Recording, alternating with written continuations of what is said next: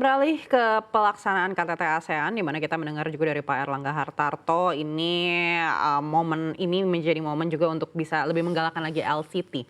Lalu seperti apa dunia usaha merespon terkait dengan kebijakan ini? Tentunya kalau dari kebijakan tersebut kita pasti menyambut baik karena itu adalah suatu peluang ekonomi yang baru dan juga merupakan ketindaklanjut juga dari upaya-upaya hilirisasi yang dilakukan pemerintah. Kita lihat beberapa agenda strategis seperti ekosistem kendaraan listrik menjadi salah satu unggulan yang terus digaungkan oleh Indonesia untuk dapat menjadi salah satu negara yang memiliki peran strategis dan juga global dalam menentukan arah kebijakan kendaraan berenergi baterai.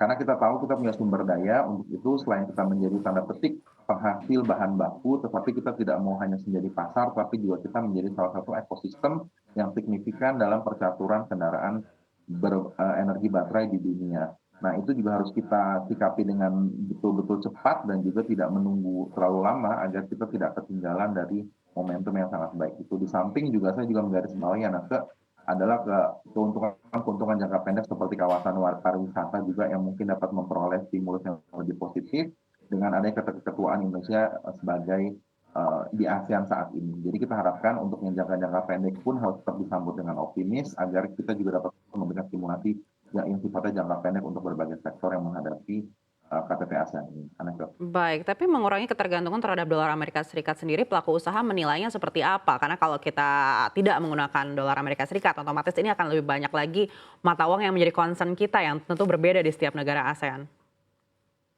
Betul sekali Anaka. Tetapi di saat yang bersamaan sebetulnya secara pembiayaan akan lebih kompetitif karena kita tahu bahwa selama ini volatilitas yang paling tinggi kita lihat dari mata uang dolar Amerika, sehingga dengan adanya misalnya penguatan penggunaan valuta-valuta yang sifatnya eh, direct ya, Anaka, seperti Indonesia dengan Thailand misalnya atau Indonesia dengan Malaysia dan sebagai negara kawasan yang sudah diuji coba, itu dampaknya positif sekali karena kita tidak perlu lagi melakukan tanda petik atau membelanjakan cadangan devisa kita untuk hal-hal yang sifatnya kebutuhan yang tanda petik kadang-kadang dianggap tidak produktif, tetapi sebetulnya itu akan menjadi satu alternatif juga Anda pengurangan ketergantungan terhadap dolar itu akan juga membantu kita untuk dapat maksimal perdagangan di kawasan. Jadi sebetulnya akan menjadi daya tarik untuk dua belah pihak.